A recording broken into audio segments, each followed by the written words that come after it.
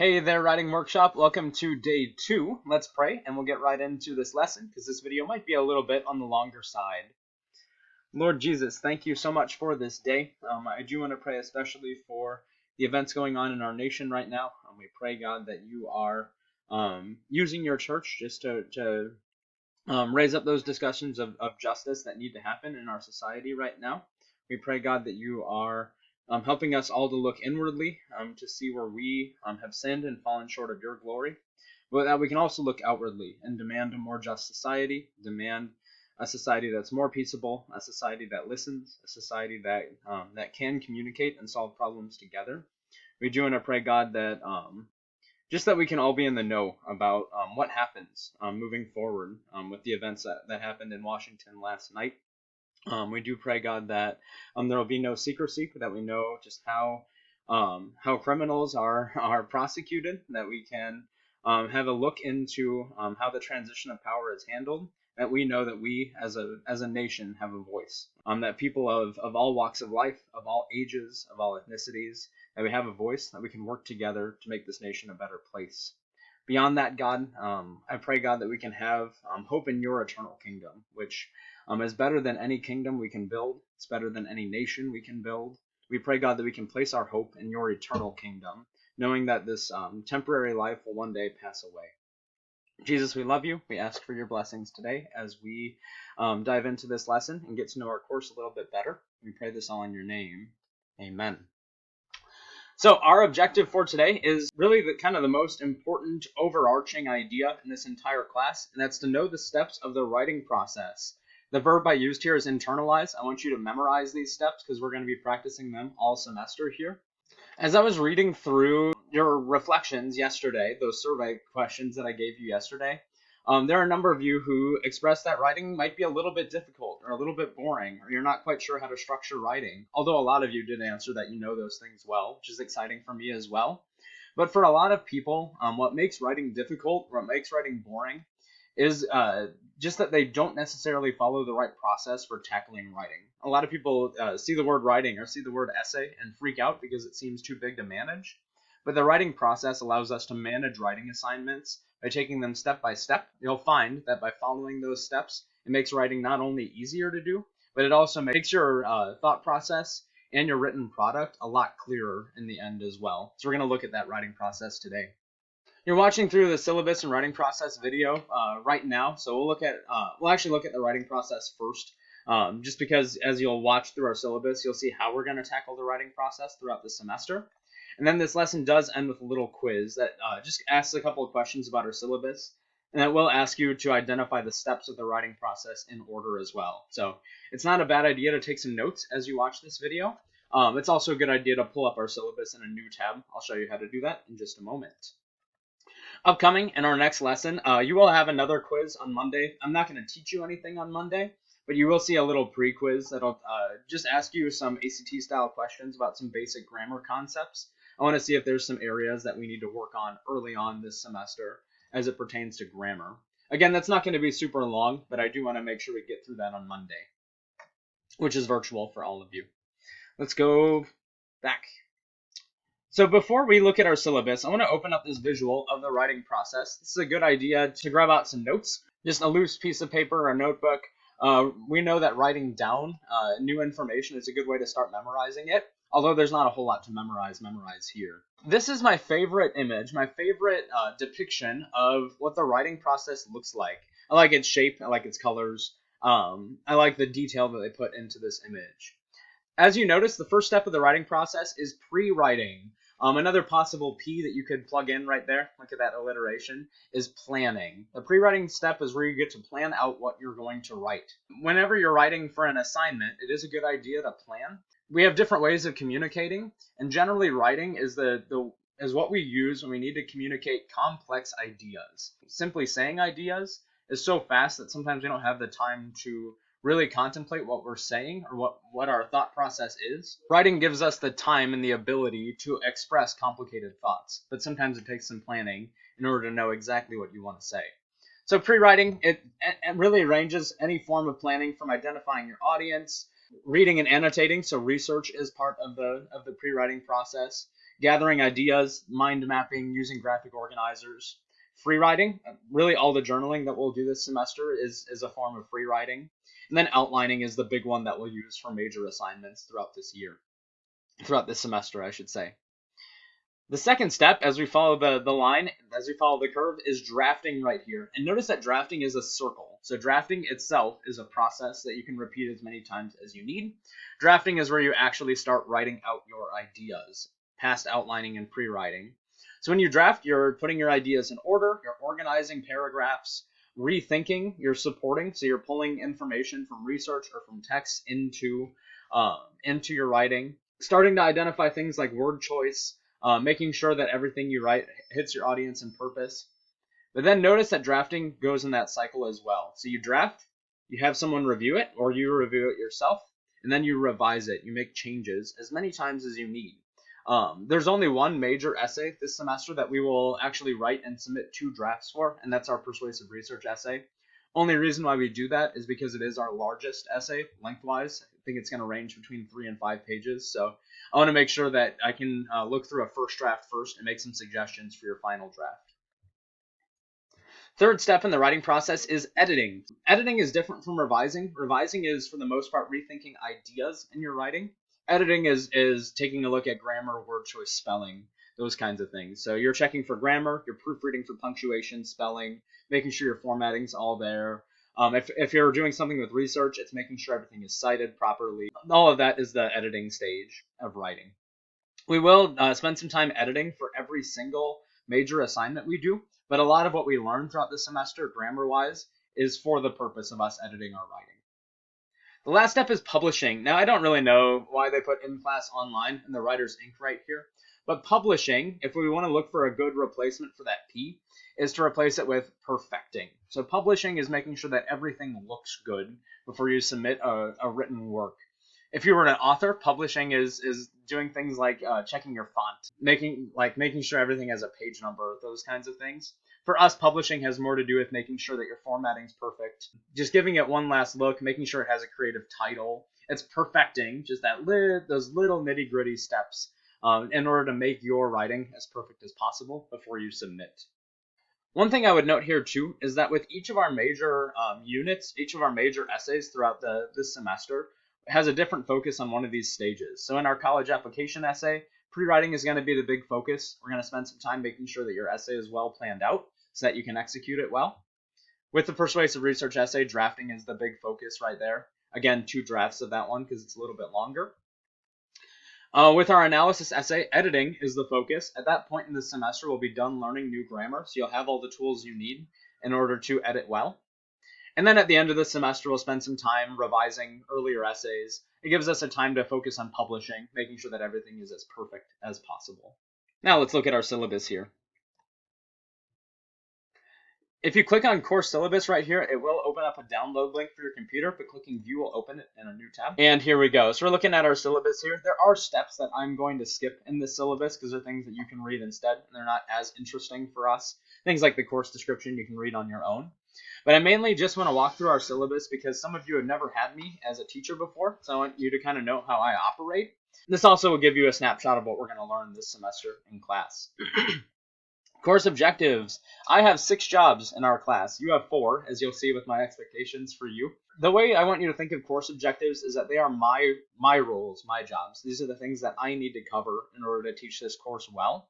That also means that you can call me out if there's something I'm not teaching well of these objectives. First of all, first objective is that I will help you grow in your relationship with Jesus. So I want you to know that being a resource for your faith life is the most important part of my job. It's more important than writing, more important than English, more important than being a fun teacher in class.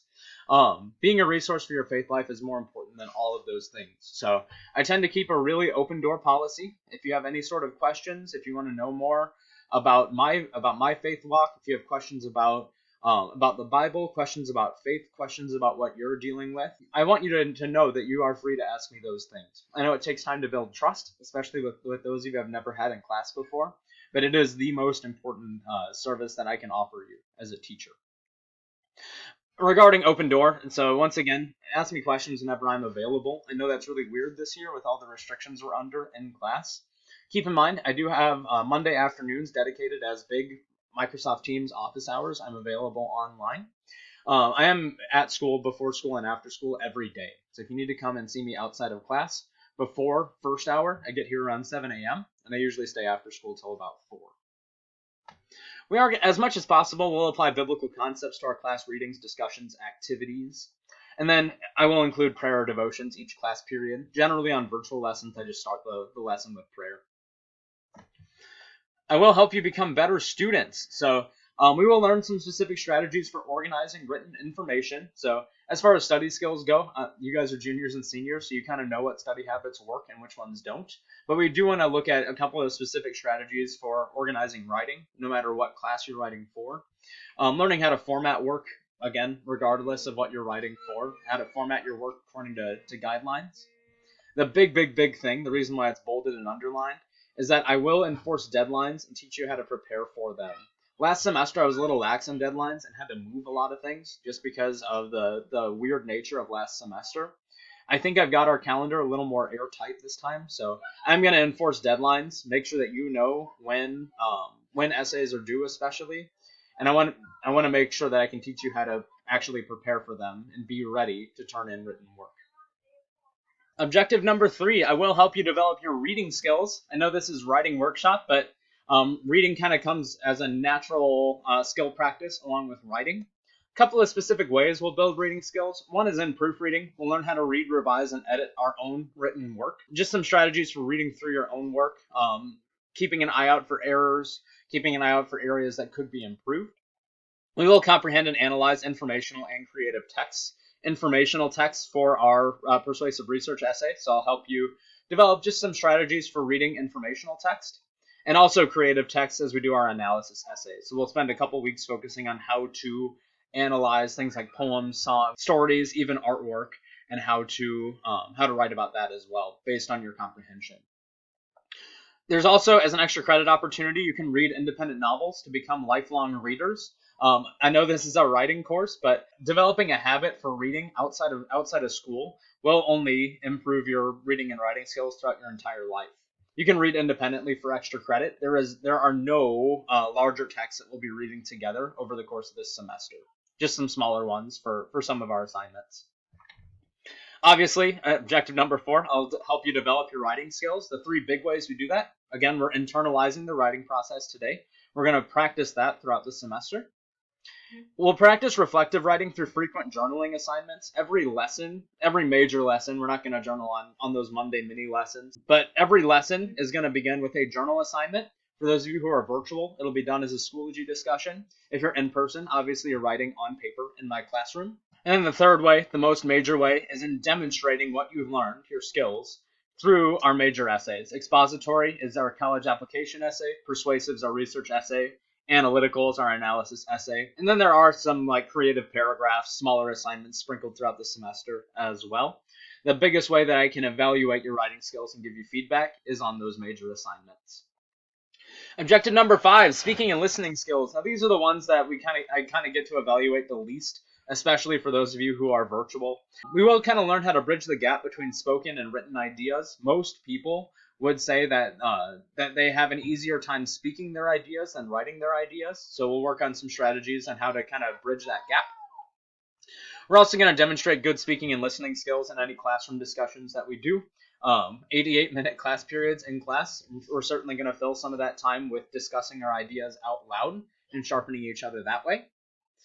It does say demonstrate formal speech skills in final presentation. There may or may not be a presentation aspect at the end of this semester.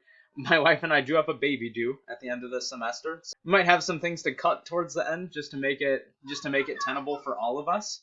If we do have time at the end of the semester, I might add in a presentation component right there just to make it more fun. We'll see. Last objective, last job that I have is to help you grow in your knowledge of vocab and grammar. I don't have a big list of vocabulary for us this semester. We will learn some word choice strategies to strengthen your vocab and word choice in writing. The bigger thing there is reviewing a different grammatical concept every week to improve your grammar and writing. Just about all the grammar assessment I do throughout the semester is ACT style as well. So we'll cover some of the strategies for answering ACT style grammar questions. I have 6 jobs, you have 4. 4 expectations throughout this semester. The one is that one that you've seen probably in all of your high school classes since you've started a couple of years ago. An attitude of respect in the classroom is obvious. I don't really have a worry about that with my juniors and seniors especially. Obviously, respect me by participating in class. Make those 88-minute class periods more fun for me by actually participating. And by following school policies. You know that you can make your teachers' jobs a lot easier and a lot more fun by actually following the rules. Respect yourself by treating your education seriously. The best way that you can love yourself, especially in this really kind of difficult year that we've been learning in, is by taking everything you do seriously. You are building your future right here. That's a good way to respect and love yourself. Respect others in everything you do and say. I would also add and write in there, especially for those of you who are virtual and doing Schoology discussions. Let's be respectful in everything we say to each other online as well. Rule number 2, completing classwork on time. And a little caveat there, with the exception of major essays, ones that have longer deadlines, most journals and assignments can be completed the day they're assigned. So for those of you who are in person, my kind of objective there is to complete as much as we can within our class period. Things like grammar practices, journal entries, smaller writing assignments. The goal is to try to get those done in class so that you can focus on other classes as well. But pay close attention to deadlines for anything that has a longer deadline than a day or 2. Graded work does drop to a maximum 90% the moment that it's late. That does include major essays, so I want to make sure that we can, once again, hit those deadlines. As it gets later and later, that maximum drops lower until the maximum stops at 50%. So a little example there. Let's say Jimmy Jackson, just making up a name, right? Let's say Jimmy Jackson is writing his essay, and it's due on a Friday. He just needs some more time to proofread and edit, gets it done on Monday and submits it then, right? I would probably treat that weekend as one day right there, just to give him the benefit of the doubt. Even though Jimmy has written a good essay, maybe it's a 95%, I can't give him any higher than a 90% right there. Let's say Jimmy's running even later, right? It's not just proofreading he needed. Let's say Jimmy got half of his essay done by the time it was due and wanted to finish it, right? Spends the weekend finishing, so by Monday he's got his essay written, still needs to proofread and edit, spends another couple days perfecting his essay before he submits it, turns in his essay on Thursday, right? At that point, I might bump the maximum 90 down to a maximum 70. So even though Jimmy has written a 94 essay, a rather good A paper, can't give him any higher than a 70 because of its lateness. Again, I can be flexible with these things, kind of depends on the circumstances of this semester. But since I think I've got the calendar better this time around, I really want to make sure I'm keeping you guys honest with deadlines. If you're unable to complete an assignment or hit a deadline on a major essay, due to illness, tech issues, any sort of struggles you might be having, communicate with me first. I think you'll find that I can be rather flexible, and I'm willing to work with you on completing work. Communicate with the attendance office as well, because I don't have as much control over what counts as excused and unexcused absence-wise. It's important that the attendance office knows your circumstances. Third expectation, honesty. So 2 things. First of all, no cheating. Cheating on any assignment, things like copying homework answers, cheating on a quiz, opening up another tab to look up answers for a quiz. That'll result in a 0 for that assignment. Use intelligent strategies, take notes, do those kinds of things. Don't cheat on assignments. The bigger one for us in Writing Workshop is no plagiarism. This one's not as big of a deal with our first essay, but once you start getting into research, it's super important that we know how to give credit where it's due. So if you do use another person's work in an essay, a speech, an assignment, whatever it might be, give credit to where it's due. We will cover citation formats and those kinds of things in depth this year. A number of you expressed that as something that you know you need to work on in your writing survey yesterday. So we'll definitely take a look at that this year. Preparedness is the other expectation. So this one's huge, especially for those of you who are in person with me. Even if you're virtual, I recommend you have these ready on a daily basis, just in case you need them. One is a planner. Obviously, those of you in person have an MLHS student planner. Bring it to class every day. You can use that to keep track of your assignments. It is also your exit out of class if you need to go to the bathroom. I won't send you otherwise, so please make sure you have your planner. I recommend having a 3-ring binder for handouts and assignments. I'm not going to have a requirement for how many dividers or how you set it up, but make sure you have a binder for our course. A spiral notebook or composition book. I would note, those of you who are in person, I can provide this for you. My mom went on a shopping spree and found really cheap composition books and notebooks. So I've got like 50 of them in my classroom. So if you'd like a free one just to keep in my classroom, you can absolutely take one because I have lots and lots of them. Welcome to Writing Workshop. You need something to write with every day. Blue or black pen or pencil, please. Those are the most legible for me. And maybe this is obvious, but in order to be prepared for class, you have to be in class. So bring yourself to class. Avoid tardiness by coming to class on time. That shouldn't be a problem with those 5-minute passing periods in person. Stay awake in class as well. What I normally tell students is I'll wake you up once if you're struggling to stay awake in class. If you fall asleep past that point, it just means you need the sleep. I'll let you sleep. I'll count you tardy. Just that it is what it is. A note here, if you're in a virtual course, I do expect, so my first hour, my only virtual writing workshop, I do expect you to check in on Microsoft Teams each class day. Those Teams meetings run from 8:45 to 9:30 every class day, except Mondays. I'm not going to do them on those little skinny virtual days. You just have to check in at some point during that. We'll talk more about that later on in this syllabus too. Grade breakdown. So the grading scale is the same scale for the rest of the school, but here's the breakdown of our 2 assignment types. 40% of our grade is calculated by formatives. So formative just means practice building up to the summatives. Journal entries, any sort of grammar practice activities we do. Almost every quiz we take throughout the semester counts as formative, building up to those larger assignments.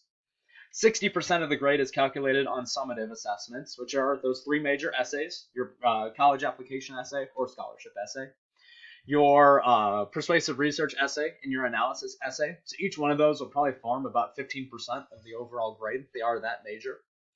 A couple of quizzes throughout the semester will be summative, just to get some of those points in the grade book. Then the final grammar test is also a summative. That one is ranged anywhere from 10 to 15% of the overall grade as well. But again, it's the same format as all the quizzes that we're taking. So we're building up to that over the course of the semester. Extra credit. So you should know that the way I calculate extra credit is that any extra credit points you earn over the course of the semester, I just plug back into the gradebook to recover lost points in the gradebook. Starting with formatives, so things like practice activities, journal entries. If you've lost points here and there, I will replace those with extra credit points you earn. If you have no lost formative assessment points to cover, then I'll start checking them onto summatives, major essays, tests, those kinds of things. So it's a little bit of incentive to do well on those formative practices, is that then extra credit gets applied to even tougher assignments. There are 2 ways to earn extra credit in my course. Independent reading is one of those things. Reading and writing go hand in hand. So for every 6-week grading period, you can earn 10 points for the first book you complete, just on your own. If you're not sure if a book is difficult enough for that junior, senior level, just let me know and I'll give you my honest assessment of it.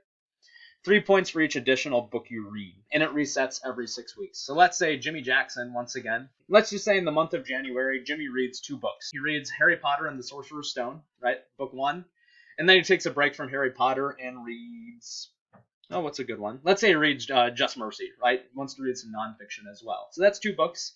Once the 6-week grading period rolls around, Jimmy proves to me that he read those books. We'll talk about that in a moment. He earns 10 for that first book he read, Harry Potter. The additional 3 points for Just Mercy is 13 extra credit points. Those get tacked into the grade book to recover any sort of lost points he already has. To prove that Jimmy's actually read, if he's in person, he'll need to fill out one of the bookmark forms from my desk in my classroom.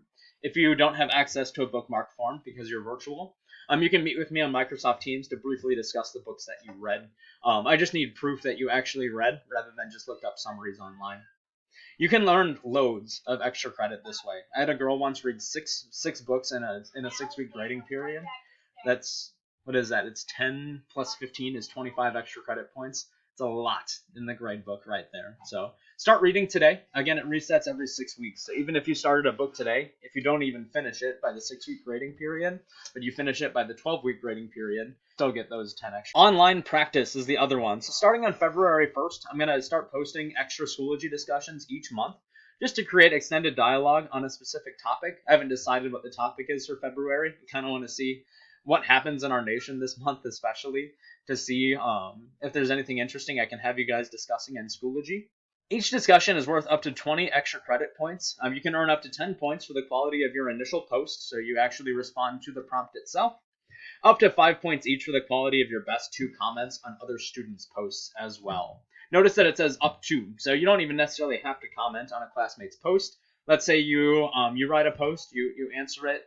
Quality-wise, it's pretty good. Maybe it has some grammatical errors. That's still a pretty easy 8 points extra credit that you can earn in the grade book right there. Again, up to 20, just depending on the quality of your writing there. And now, probably for the moment that all of you have been waiting for, our semester calendar. To give you an idea of what we'll be tackling in class this semester.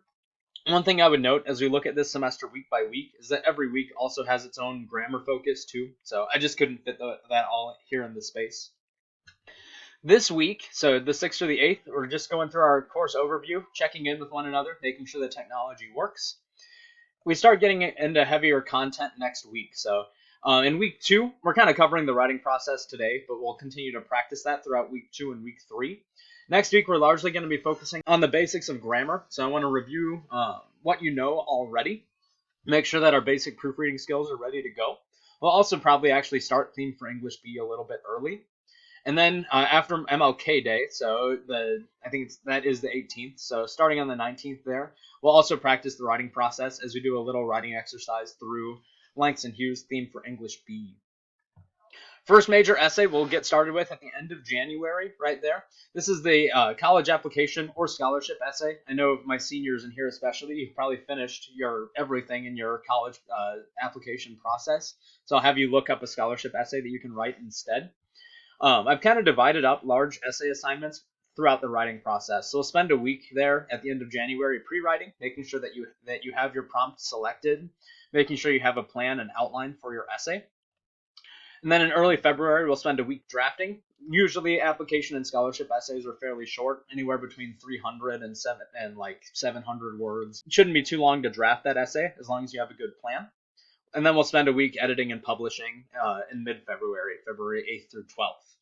Notice that the end of the grade period is in week 7. This is a 20-week semester, actually. You just have a lot of short weeks in there. So that does give me a week to grade application essays before the first grade reports go home. One thing I would note is that all major essays can be revised as well. Even if you don't score super high in that application essay, I'll still give you the second grade period to revise it for a higher score. Probably up to 100% actually of what you missed. In week 7, so as the grade period's ending, I want to give you guys a crash course in how to research. That was a big mistake that I made last semester, is I just kind of assumed my students knew how to research on the internet well, and it kind of came back to bite us on the research essay. We'll spend a week focusing on research strategies and the research process itself. It's kind of a break from larger writing assignments for a week as the grade period ends. And then we hit our biggest essay of the semester, the research essay. It's actually persuasive. You're going to be defending your stance on a controversial topic right there that you use research to defend your argument for. We'll spend like a week and a half, 2 weeks pre-writing, so I'll need to give you some time to research, to collect information. We'll start drafting towards the end of week 9, so kind of the halfway point of the semester. My hope is that we can get first drafts done right before spring break as well. Gives me spring break to evaluate your first draft, give you some feedback, so that once we're back from spring break in week 11, you can write your second draft, make sure everything's edited and published, make sure everything's done with that major essay. Again, that gives me a week to grade essays before the grade period ends in week 13. In week 13, that's when we start shifting gears to our literary analysis essay. Again, we can take a break from larger essay writing as we get a crash course on how to analyze literary works and artwork as well. And then we start our analysis essay. The analysis essay is shorter than the persuasive essay, so we can kind of cut down the weeks that we need for that right there. But again, we'll split between pre-writing, drafting, editing, and publishing. So a week to pre-write, you get to select what you're going to analyze. It can be a piece of literature, piece of music, piece of artwork. Pre-writing, doing your outlining. April 19th to the 23rd is a drafting week. The 26th to the 30th for drafting and editing. And then the first week of May to edit and publish. The nice thing about that is that gives us another 3 weeks to make sure that we can get everything done. In those last 3 weeks of the semester, we'll focus on reviewing all the grammar we learned throughout the course of the semester. It also gives us time to work on essay revisions, definitely for the research essay, but hopefully for your analysis essay as well. Just depends on how quickly I can grade through those and get those back into your hands. The last week of the semester, May 24th to the 28th, I don't really know what to expect for final exams necessarily. We haven't been told much as teachers what the format is going to be. You should know that the final exam is just an ACT-style grammar test, so we can kind of build in time that week to take it, to finish up our review, give you time for essay revisions. Once again, I have a baby due around that time, so I'm glad we have kind of 3 flexible weeks at the end of this semester. Gives us time to finish any major assignments that we still need to finish. Last thing I've got for you here is my online presence. So you should know how to navigate our Schoology course as well as any other relevant technology. Our main class webpage obviously is Schoology. Most of you have shown me that you know how to use it well already anyway. Notice that our Schoology page is organized by week. Past weeks will go in our past work folder. Current lessons always toward the top of our page so you can find it easily. And then once again, inside each lessons folder, you'll find our agenda to read. Everything's in the order that it should be completed, so I'm not too worried about that. A reminder that Schoology also features a calendar on the right for upcoming assignments and dates. I'm going to be working this weekend to kind of fill our calendar with major deadlines so you know what to expect. On the left, you can access your grades. That's a good way to check past work, look for my comments in your gradebook, see if you're missing anything that can be completed too. Besides emailing me, Schoology's Messenger is another way to reach me. All you have to do is click the envelope on the upper right-hand corner to open that messenger. It's not my favorite messenger in the world. I would rather you use Teams, but just know that that is an option there. Absolute best way to contact me is Microsoft Teams. I'll actually show that in just a moment because it's really relevant for my virtual learners. You can access Teams through Office 365. I'll demonstrate that in a moment anyway. A little note here. So I've already set up a Teams group for my first hour writing workshop course. I will demonstrate to you how to access that in a moment. But the important thing there is that I do have Teams meetings set up for our virtual classes. So anytime we actually have a class period, I want to make sure that you have a chance to check in with me. Ignore what that says about applied English. I need to change that language in the syllabus there. A note that it is a requirement to attend each meeting I set up, at least for the purpose of checking in, just a few minutes that I can make sure that you are doing fine on completing work and don't need any extra help. Last piece of technology that you should know about. I am on YouTube. My YouTube channel is Mr. Handtech MLHS. I'll show that real quick. There's my YouTube channel right there. You see my smiling face and my W.E.B. Du Bois quote right there. If you check out my playlist, you'll see that I do a playlist set up for my courses. I still need to set up spring playlists for writing workshops. I'll be working on that this weekend as well. If you want to look back through what we did in fall 2020, you can click into the writing workshop lesson videos playlist and look through them there. Some of those videos will be exactly the same, but others will be different for this semester. So pay close attention to those playlists. This gives you just another way to have access to earlier lesson videos. I also created a technology help playlist if you're struggling with any of our school's technology, and just a playlist of good music that I like to use for writing and studying there if you need it as well. Demonstrating Microsoft Teams. Let me do that real quick, especially for those of you in first hour. So to access Teams, easiest way for you to do it, O365. It's going to ask me to log in. All right, I'm in Office 365, and then Teams is a little purple icon with the people on it. As I said, Teams is the best way for you to contact me on an individual basis. Easiest way to do that is to look me up in the search bar, look up Handtech. I can't look myself up, so I'll just use Mrs. Tan as an example right here. If you need to ask me a question, once again, just a simple question individually, type it into the chat bar. Hi, Mrs. Tan. Just a quick question about today's lesson. Blah, blah, blah, blah, blah, blah, period, and then hit the, let's see, blah, blah, blah, blah, blah, period, and then hit the send button. Not actually going to send that right now. Another way to get extra help from me, probably the absolute best way if you need one-on-one attention, is to hit that call button to send me a call. Again, that's video chat. You can also audio call if you don't want to use your webcam at all. One thing I would note for those of you in first hour, if you click Teams, you will see that you have a first hour, where'd it go? First hour writing workshop team right here. I've already set up our first lesson meeting for next Tuesday, January 12th at 8:45 a.m. Again, you are not required to attend for the entire 45 minutes, but you are required to check in at some point there, just so we can talk through anything you might be missing, make sure that you have what you need from that lesson, answer any questions I might have for you. I might still need to add some of you to this team based on schedules changing, so be patient with me as I get that done this weekend. But I would definitely read through the little blurb that I put at the start of that course as well. Whew, that was long. I do apologize for the length of this video. One thing I'll do with our syllabus and writing process quiz is give it a little bit of a longer deadline. So if you don't quite have time for it now, you can take that whenever you're ready later. There's no timer, and you can use any notes that you took on it, so I'm not too worried about that. It's pretty self-explanatory, so I'm not going to walk through it right now. But in our Monday mini lesson, I will show you some quiz taking strategies on our little grammar pre-quiz that I'll leave open for you on Monday. Best of luck to you as you take your quiz. Have fun with the other classes and have a great weekend.